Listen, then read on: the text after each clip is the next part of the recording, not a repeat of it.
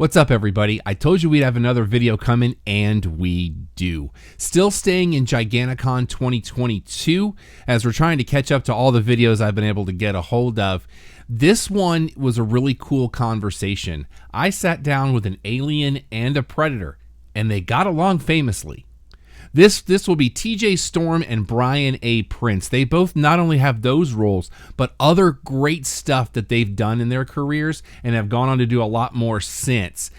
They've also got a couple of cool stories to tell, and they sat next to each other in the autograph hall, so they got to know each other quite a bit before I sat down with them. This is a really fun Q&A, so check it out. From Giganticon 2022, it is TJ Storm, Brian A. Prince, and that's Hunter that decided he was just going to come say hello because that's what he does. Enjoy the Q&A, guys. Make some noise. Let's put some life in this room, y'all. Come on. Hope you are enjoying the show. We got more to come today and all day tomorrow. My name is Rob Irvin. I am one of your moderators this weekend. And for the next few minutes, we're going to let worlds collide. And I am here for it. Please welcome to my left, respectively, TJ Storm, Brian Prince. Make some noise, kids.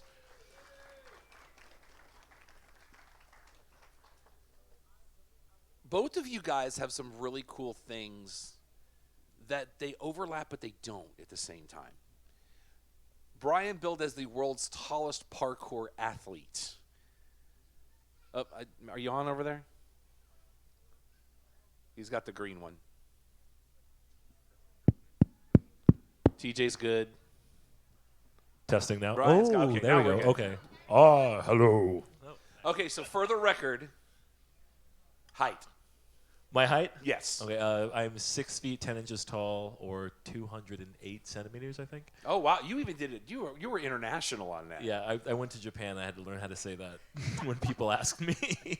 I'm the guy that's standing next to you and goes, maybe I'm not as short as I think I am. Because if he's 6'10", I feel really, really good right now. TJ, you have a very interesting story. Born in Indiana and then raised in Hawaii. And from there, one of my favorite things I read about you is your mom wanted you to get into martial arts, and please correct me if I'm wrong here, because she thought you were hyperactive and clumsy. Is that the wording? It is exactly the wording. I was a rubber ball in a very small room. I would bounce off the walls, and I could not sit still to save my life. And I had no focus whatsoever. I was like, ooh, squirrel, and I'd be running in circles. And she said, oh, do you want to try karate? And I'm like, yeah, karate sounds fun. Yeah, let's do karate. And I went to class, and I did a little bit of karate, and then people would hit you, and you would block, and the blocks hurt. And I was like, okay, I'm done with karate. And she's like, no, you said you're going to do this, so you're going to stick to it. So she made me stay in class, and as a result, I have a cool career. Yes, you do. I mean, 3 times Martial Arts Hall of Fame inductee. 8 now. 8 now? Yeah. Well, we got to get some things on the web updated. Yes. Yeah. Let's run the list of all of the disciplines. Oh, Arashiro Karate, Shitoru Karate, Burushin Jiu-Jitsu, Dukshu Ninjutsu, Northern Shaolin Kung Fu, 7-Star Praying Mantis, Capoeira, Wing Chun. I've studied a lot of fun things. Taekwondo. Wow. I can't even say half of those things. But I just, doing research on you guys and then being able to do a panel with you together, I thought was going to be really fascinating. Brian, for you right now, you were the Predator in The Predator. Yes. You've got MCU cred. Yes, sir. You know, Captain America Civil War, Black Panther. But The Gifted, you've got cred there too, which I thought was a very underrated show. Yeah, that was one of my favorites that we did. It was. I think it was a little bit of ahead of where it should have been. Like if they had done that show now, I think it would have done better. Yeah, I agree. But right now, the talk of everybody is Prey. Yes. I have not gotten the chance to see it yet. It is in my Hulu queue, and it's like I'm not going to watch this movie on my phone. I can't. No, I need to be at home in my home theater system. It should have been making in theaters, the neighbors man. wet the Like, bed. yeah. Let's go. Yeah, they should have been in theaters. My buddy Dane DeLallegro, he is the Predator in that movie. He kills it 100%. So credit to him for sure. And TJ, for the 2014 Godzilla, But I also want to talk a little bit about something that I don't think, like, I'm going to say it and people are going to go, oh, that thing. Conan the Adventurer. Talk a little bit about that, because that was a thing that was, like, it was everywhere and then it was gone. There was a time on television that all of these fantasy shows collided at the same time. There was Xena, Warrior Princess, there was Hercules, and there was Conan. And Was that part of that rotation that would go on it was the a weekends Saturday and syndication? afternoon kind of a thing. And we were all on at the same time. And I was on the TV show called Conan the Adventurer. And it was cool one time. There's a hotel called the W in Los Angeles, and it's a fancy modern kind of hotel. And They have one of those in Dallas that I feel You have like it? I'm all, like, even right now I'm underdressed to walk in. Yes, exactly. And they had the grand opening. There was a big event, and I went to the event, and it was fine. And then I was like, okay, I'm gonna go home. And I walked out, and the valet. I'm standing there at the valet, and there's this woman standing next to me, and I looked at her, and I'm like, Xena? And she looks up and she goes, Conan, right? And I'm like, yeah. Lucy She goes, Lawless? cool. It was Lucy Lawless. Oh, that's awesome. And I was just like, this is cool. I've heard that she's just amazing just to be around. She's just really nice. She's really, really cool. But that was the entire exchange. I was just like starstruck. I was like, oh, that's cool. So you guys start to get involved in these careers. At the time, did you realize you will be as deeply steeped in geek culture as you are now? Or was it just, hey, I'm going to do this job, and then all of a sudden, holy cow. Like, for me, it was like, I definitely didn't see it coming, but it was definitely a wish. I mean, I grew up, like, watching anime, like, reading comics. I went to art school to draw comics. What was your go-to anime? My favorite of all time is Outlaw Star. Very it's nice. like, of all time. And I was a convention volunteer and moderator for both DragonCon and MomoCon for 10 years in Atlanta. Oh, wow. So you understand this side of the fence. Yeah, I was Okay, doing I'm here you for it. for years, like and all like the animation panels at DragonCon, and it was like I remember like I met like a bunch of voice actors I loved, and was like You're in the geek seat out. where you're like, this has happened. This is my life right now. This Yeah, is like awesome. that was what I thought was the peak. I was like, oh man, Steve Bloom said hi to me, and I loved it. It was like so cool. And so similar to what TJ was saying, I did parkour for like at this point 15 years, and similar, I couldn't sit still. I just wanted to like jump all over everything. And at my height, like one thing that's funny when you grow massively as a kid is you never learn how to use your body. And I played a lot of competitive sports and basketball and stuff, and like the expectations were always astronomical. They're like, oh, you're so tall, you should be able to do this and that. And you're like, I can't walk. or like I hit people in the face. That gives me an interesting follow-up question. Yeah. When did that growth spurt happen? At what age? It was gradual. So I was always the tallest kid. My mom was 6'2", my dad was 6'8", and so I was always like taller. But it just kept going. Like it's like I was like, You were just like, please no recessive stop, genes. and then Please like, no recessive genes. keep getting bigger, and I never learned how to like really handle it. And then when I was 19, I just got into parkour through like a weird roundabout way where like it was before Ninja Warrior was on NBC, and it was like the Japanese game show, and they sent 3 guys over that did parkour, and I was like, I want to do that, and I gave it a shot. And like my biggest goal was just to learn how to like move my body on command and not like accidentally fall and hit people, and I wanted control and balance, and it did that for me. And then it just kind of kept going and led into a whole career, and I never expected that at all. Yeah. TJ, for you, was there a moment for you that you decided like this kind of activity is the thing I want to do long term, or once you started it, you just wanted to keep going and keep going and keep going? Because you talked about your mom's influence, but what was that conscious choice for you? I was a monster nerd in high school, and I was so not cool. And Which section of nerddom do you claim? comic books and Dungeons and Dragons. D&D. Yeah, and I love Star Wars movies and stuff like that. So I was super nerd, and it was not cool. When I was a kid, being a nerd was not cool. So you've had that speech of, hey kids, this stuff that everybody loves you for, we were picked on for as kids. Yes.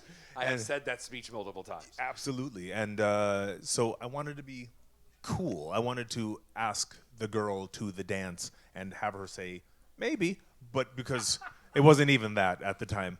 So I was like, how can I be cool? What is cool? So in true nerd fashion, I made a list and I researched my list, and I was like, okay, athletes are cool and dancers are cool.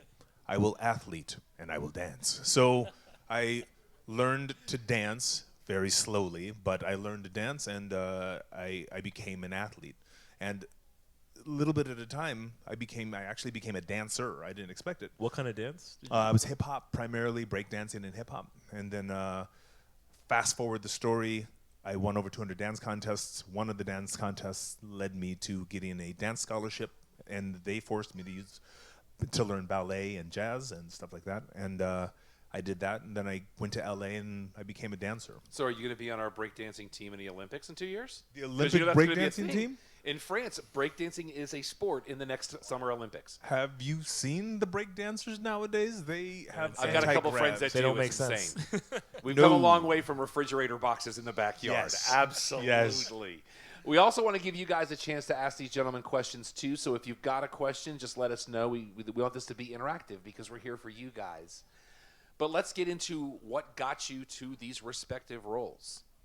Godzilla and the Predator. Anybody can go. Yeah, I'll start off. Which, before I do that, I want to give props to Pikachu because, as a creature actor, like that's work. So, good job, Pikachu. I see you out there all day. I got Yeah. the Charizard out there too running around. Oh, I saw Yeah. the Squirtle. I didn't see the Charizard. Okay, that's crazy. Yeah, so for me, I kind of said it already, it was parkour. I just loved doing it. I did it all the time. I had gotten into doing some stunts because I lived in Atlanta, Georgia. And so there was this kind of crossover between like stunt people, martial arts trickers, and then parkour athletes. And we'd all kind of train in the same indoor spaces. And one of my close friends who was a parkour athlete for years, he one day was like, oh, they're filming stuff in Georgia. I'm going to become a stunt man. And I'm like, yeah, sure, Max. He works like every day now. He just walked right into it. It was awesome. And so through knowing him and some other people, I ended up getting some roles early on, like kind of on accident, where someone's like, oh, we need a guy that looks like you. And I was like, okay. And then I kind Like, of just, how about me? I'm a guy that looks like me. yeah, well, it was funny. I was actually like, I don't know, I was just so awkward when I was younger. And I remember the first guy who ever hired me was a stunt coordinator for a Tyler Perry TV show. And they needed a tall guy, and he was just like, "Oh, are you available tomorrow?" And I was like, "Available for what? Like, I don't know. What are you asking me for?" And he literally had to like walk me into like, "No, I'm hiring you for a job." And I was like, "Oh, okay, yes, I would like that, please, thank you." And then fast forward, ironically, Predator was very similar, where I was working in Seattle in 2016, and I get a phone call from the stunt coordinator in the morning, and he was just like, "Are you really 6'10" and do parkour?" And I was like, "Who is this? Hello?" I was asleep. Prank caller. Well, I was asleep when he called me, and so then same. He was like, "I'm trying to give you work." I'm like, "Oh yes, hello, yes, let us do the work."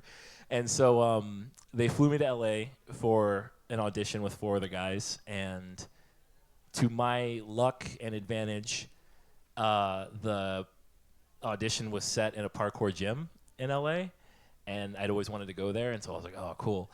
And so they were like, "Okay, just go warm up," and I just started flying around, and that worked to my advantage because what the coordinator would later tell me is he was like, your audition was great, but like when you were warming up, that's when I was like, yeah, that guy. And so yeah, the next day they picked me, and I never would have saw that coming because I don't know, I was like, things don't work like that. But I don't know, it's like I like to frame it as a story of like, you know, it's good to aim for like, sure, if you want to be famous, sure, if you want to make a lot of money, but like, I mean, as cliche and corny as it sounds, like do what you love, and it shows, and people respond to that, and that energy like really will get you somewhere. Because like I never intended for parkour to get me anything, and to this day, it's gotten me like my career, my friends, like it's made a whole life for me, and I never expected anything from it. The old saying of if you love what you do, you never work a day in your life. Maybe the work's just different, I think. Also fair. but yeah, like I think there's some truth to it, you know, and. I don't know. I wouldn't change anything for the world, and that got me the Predator. And what was funny about that role is I thought I was doubling somebody. They were like, "Yeah, you're the stunt double," and I was like, "Okay, cool." And then they had changed that, but then no one told me. So 6 months later, like we're on set, we're in Vancouver, and I was like, "Who am I doubling?" And they're like, "Nobody, it's you." And I was You're like, doubling you. "Oh, okay." And like, because I hadn't really like acted more than doing stunt inserts at that point. And I got so anxious, and I just learned as much as I could. I started like studying. I started drawing characters of what my predator was going to look like. I started pulling references. I started watching clips of all these other things, and just like really trying to immerse myself as much as I could into like, how do I perform? How do I do this? And I loved it so much. Like when we were doing the stunts, that was fun. But when I got to be like the character, yeah, that blew me away. And that Your was so artwork is amazing too. By the way, Thank you so I much. saw that Thank on your you. website. It looks. Check out his website for his artwork. TJ, for you, this was more motion capture for Godzilla. Is that correct? It was. So you don't have to do the prosthetics. You have to wear the suit, and you have the dots and everything else. Mentally, how do you get into that at that point? Because you're just in this room, and there's these dots everywhere, and they're like, "Go be Godzilla!" Like, where does the mental part of that come into play? Godzilla wasn't my first character, so I'm used to creating characters. And for those of you guys who don't know what motion capture is, basically we wear these really tight suits with markers all over them. We enter a big empty room, and they tell us that we're a thing, and we become the thing, and we pretend that there are other people in the room or buildings or whatever, and we move around. The way it works is the room is surrounded by hundreds of cameras, and those cameras are flooding the room full of infrared light. That infrared light bounces off the little markers on my suit and goes back into the camera, and then all that data is put into a computer, and they attach what looks like a little wireframe version of me to a character that looks like Godzilla, or a character that looks like Colossus, or whatever my character is. And when I move, that character moves in the computer, and then they'll put that into the movie later.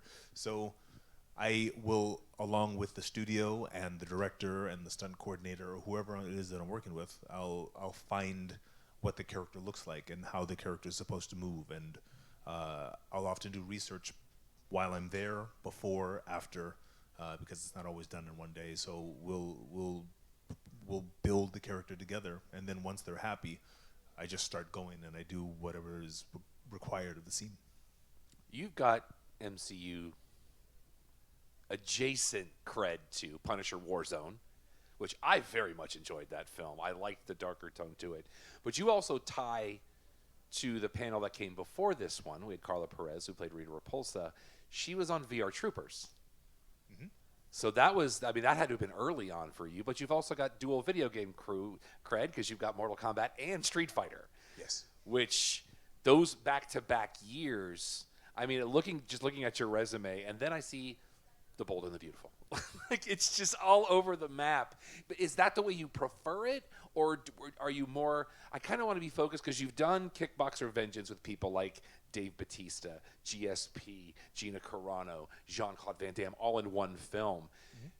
Do you prefer to be able to jump around genre like that? Or are you, I kind of want to focus in this direction?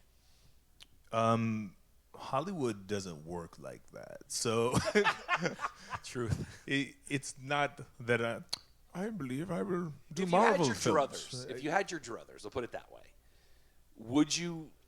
do you like just doing the action stuff more, or is there, because it's a different skill set for something like a soap opera where there's like 97 lights on you at one time and you're filming a month full of shows in a day and a half, versus you're learning fight choreography and stuff like that. So it's a different skill set. Do you like that difference of style, or do you just want to focus on something? If you had your wishes.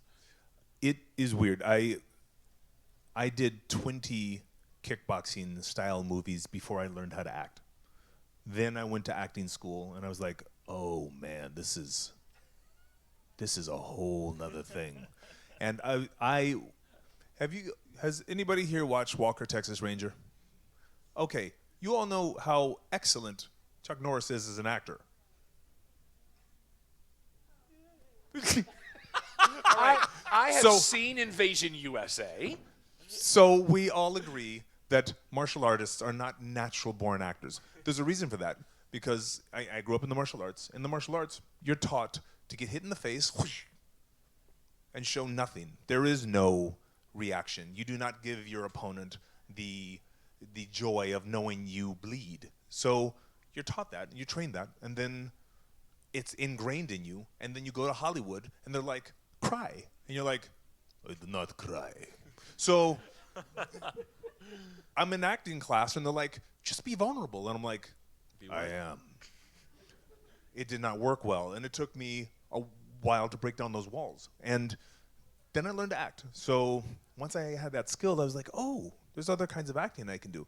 I love doing action stuff. I'm built for it, and I can do it with my eyes closed. I'm a connoisseur of action. I grew up on the Schwarzenegger films with Predator and Stallone. Predator was the first and all of that R-rated stuff. movie I saw in a theater. Yeah. I may or may not have been 17, but that's a different issue. But that one stuck with me. Yeah, we all love Predator. It's amazing. Kind of changed the game a little bit for sci-fi and action. Absolutely. And so I started to get to do bigger projects, but then with the help of motion capture, I entered the Marvel Universe. I got to play Iron Man in Captain America Civil War. I'm fighting Bucky and Cap in that scene, along with the team they're physically. That choreography in that scene. First of all, That's the stunt team. Blinding, it's so fast. It's blinding and it's amazing, and the action design in it was the stunt team, and that's all those guys. Yep. I went in and did motion capture backup for a lot of the stuff, but they had already shot a lot of that amazing action. But I get to be a part of that. We're both part of the Black Panther universe. Yeah. And we got to do that stuff. How excited are you for November? You ready? I'm gonna cry. I watched that trailer I cried twice at the trailer. back to back just because I'm like, I want to go to there right now. And the song just pulls your man. guts out. So yeah, I've gotten to be Baby Groot. I've gotten to be Rocket Raccoon, and I finally got to get into the Star Wars universe. I played Darth Vader twice in Vader Immortal, which is a VR game, and Jedi Fallen Order. Immortal? Mm-hmm. Oh, that's awesome. Yeah, and it's weird because I put on the thing after we shot it, and you see Vader walk in, and then he walks right up to you, and you're like, oh shit. He's big, and your body wants to move back, but you can't get away from him. He's just like, you will listen to me. And I'm like, oh. Yes, I will. I will. It's awesome to be part of these universes that you grow up watching. I'm honored. It's humbling. Yeah, it's definitely a real honor. Because I remember when I did Black Panther, it was for reshoots, and I had already seen the first trailer in theaters, and I was like, man, I wish I could have got to be a part of that. And then I got a call. You willed it into existence, is what happened. Yeah, it felt that way because I get a call and they're like, "Hey, we're doing reshoots like for Black Panther. Are you free?" And I was like, "Yeah, like where do you need me right Even now?" if I'm not, I am. Let's go. Yeah, I got there like I think the audition was at like noon. I got there at 6 a.m. and I was practicing all morning and getting to be a part of that because it's like it's different.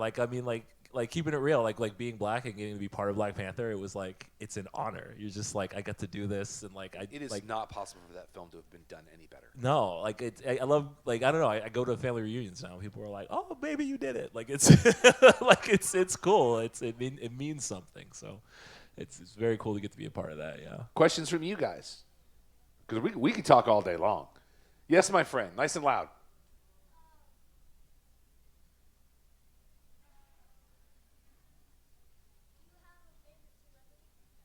Do you have and what's your name, sir? Eddie wants to know if you have a favorite celebrity.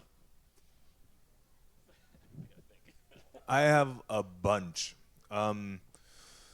Actors, I love watching Robert Downey Jr. I think he's absolutely amazing. I've watched him a long, long time. He's incredible. Viola Davis, you may not know who she is, but she's another amazing power actress. She has She's an amazing film coming out in a couple of weeks. I'm supposed to be screening it on Woman Friday. King? Is that what it's called? Yes. That looks so I good. am ready. She is a powerhouse. She's amazing.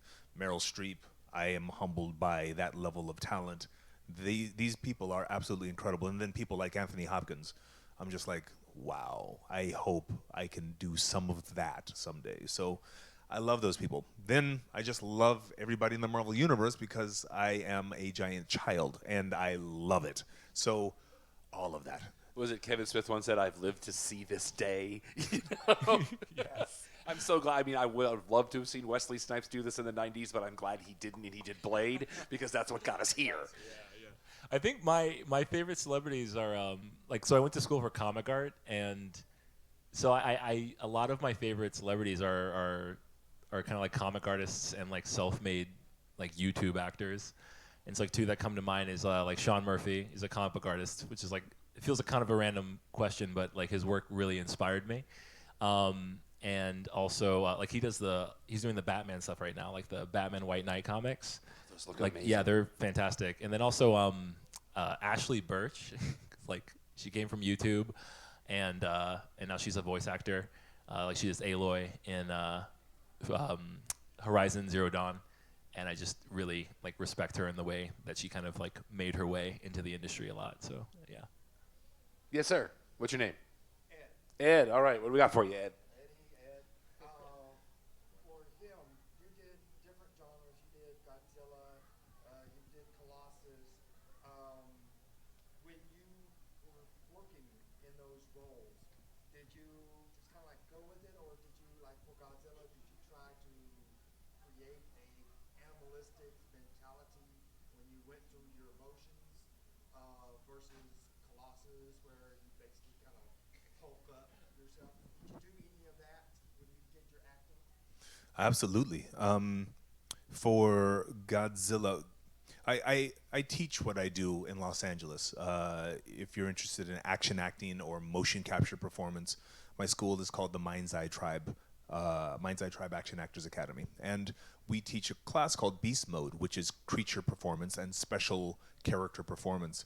And one of the things that one of the things that we try to teach, especially for a creature, is we have to base it in reality so that the audience gets a sense of what we're trying to do.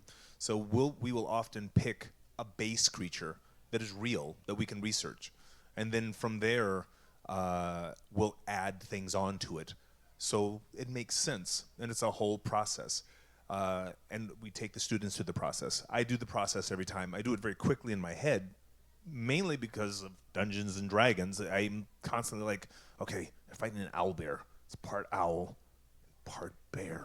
So I'm trying to figure out how that looks. But if I'm doing an owlbear, I'll try to find a body that stands like an owlbear. And I'll find out what that feels like. And I don't know what that is until I find its body space. I did the same thing for Godzilla. And I have to take all the notes from the studio. So I literally started, I'm like, all right, so are we doing like a T-Rex? And the entire studio was like, no, he's got arms and shoulders. It's Godzilla, not a chicken. Different. Yeah, so I'm like, okay. So I went from this to this, and I changed the posture, and I gave him weight. So when I walk as Godzilla, it's very slow and very heavy. And then I gave levels of reverberation, and then I put a touch of dog in there, just a little tiny piece, so that when he took damage, I don't know if you've ever seen a dog slam into something, they shake their head. So after everything was done,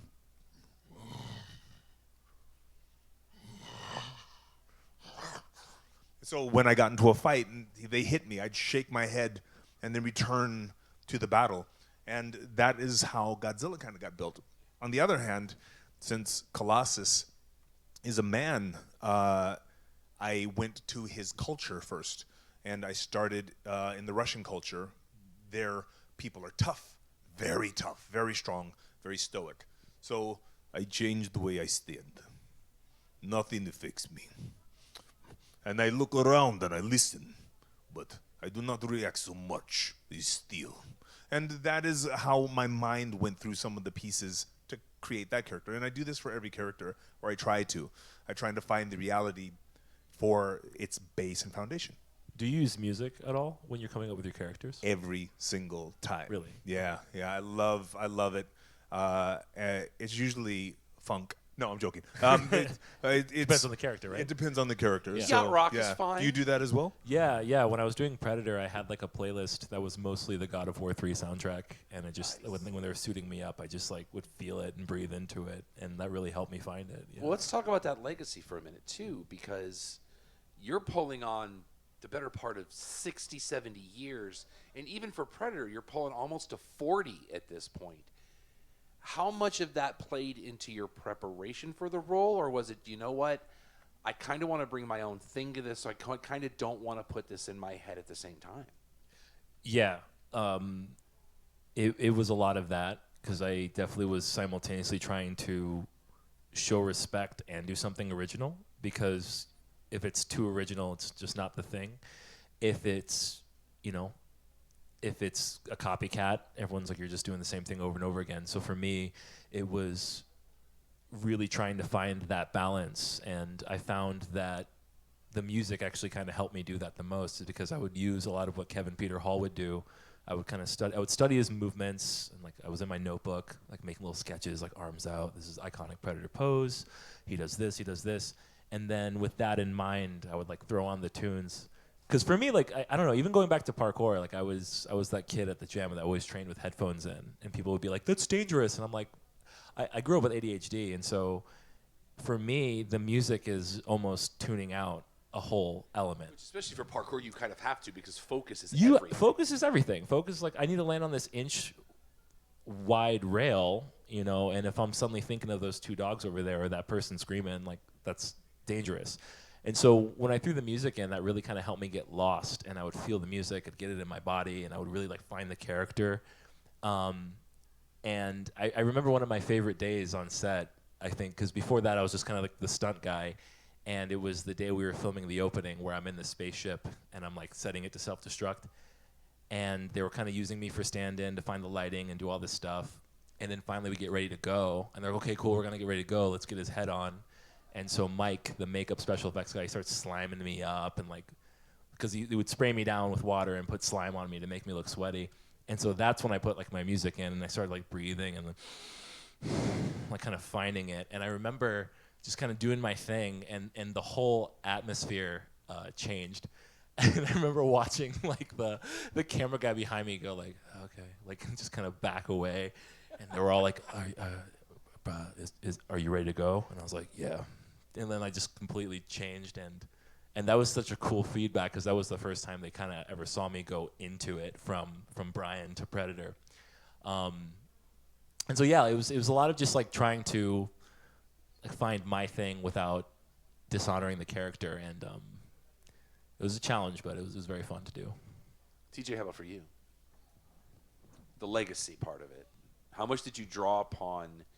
I mean, Criterion did an entire box set of just the films through the mid-'70s. But for you, because this was kind of a different telling on Godzilla, did you like, I need to put that out of my head, or I need to make sure I recognize some of it? I mean, how did that work for you? How many of you guys watch Godzilla? How many of people have seen Godzilla? Oh, okay, right. Oh, good. So basically, most of you. And Pikachu. So the very first movie I've ever seen on a big screen, my father took me to see when I was very young. It was called Godzilla versus the Smog Monster. And that was the very first movie I have ever seen. And it's weird.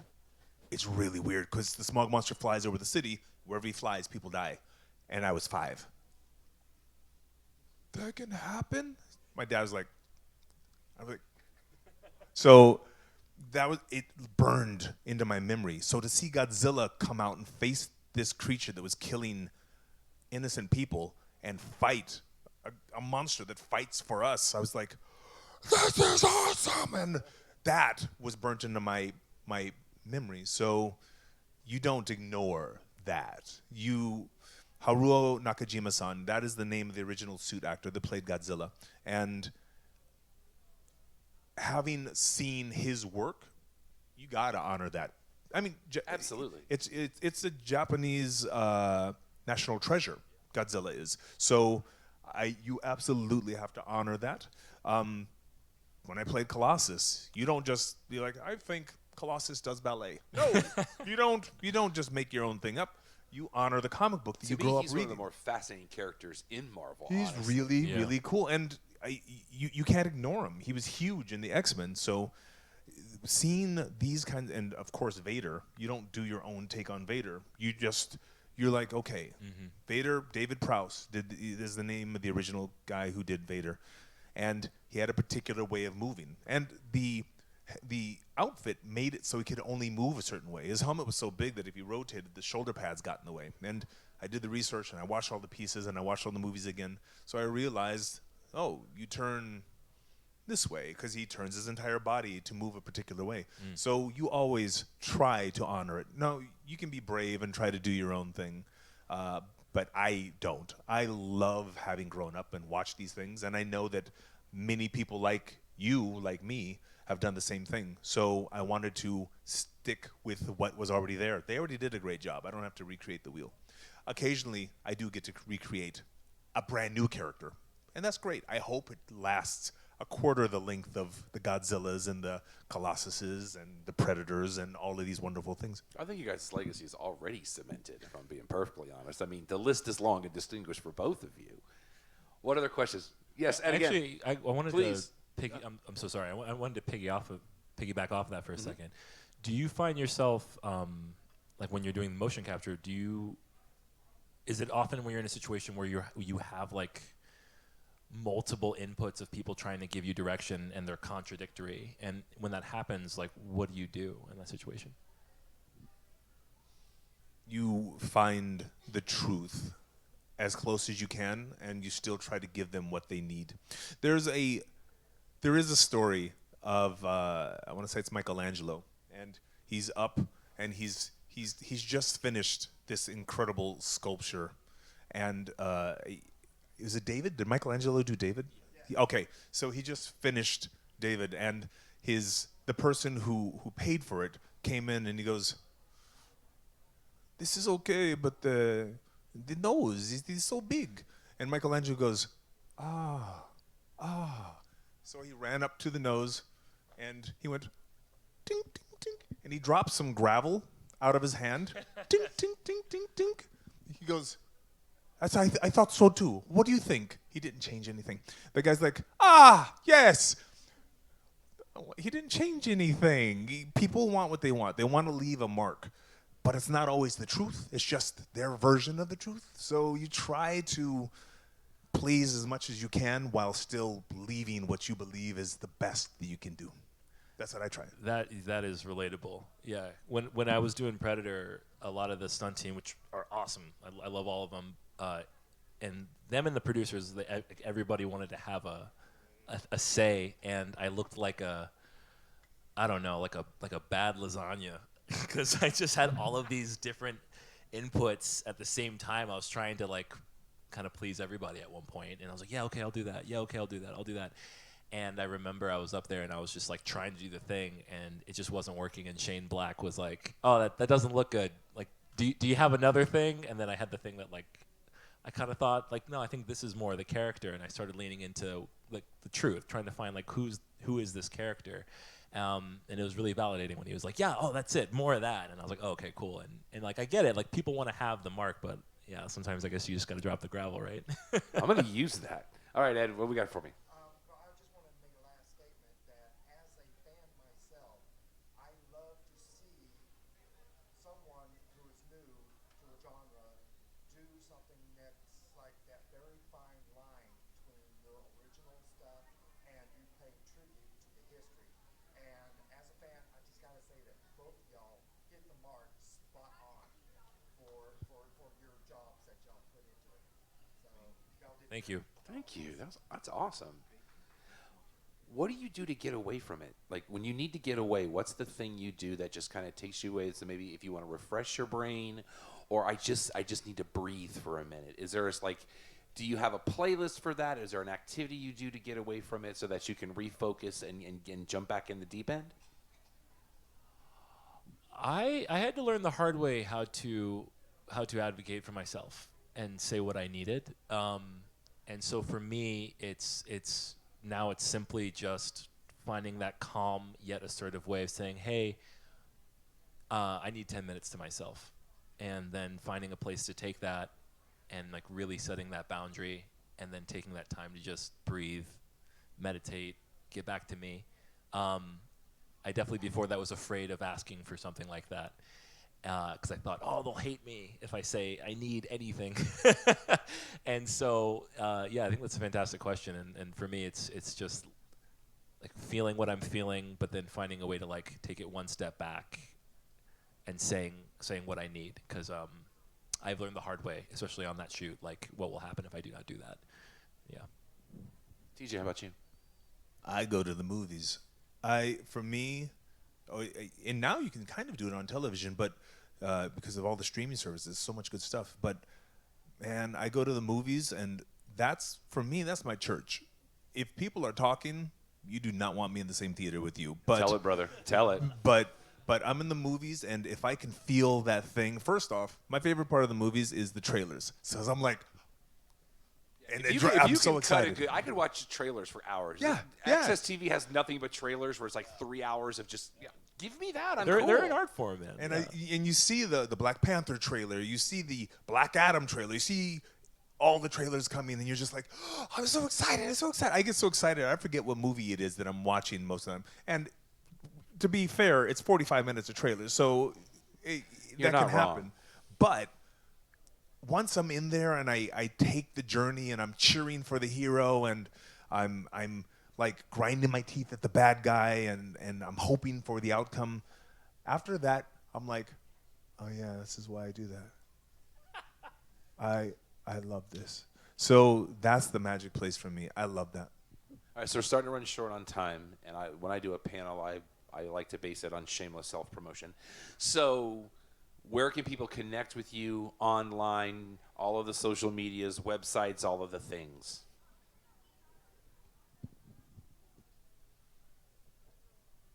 Google. Could you be more specific? Google me. It's just, my name is TJ Storm. You can't even forget that. Just Google it. No, I'm working on some films. Actually, I have a film coming out, and it's for kids, actually. I hope you guys will like it. It's a Disney project. It is called Under Wraps 2.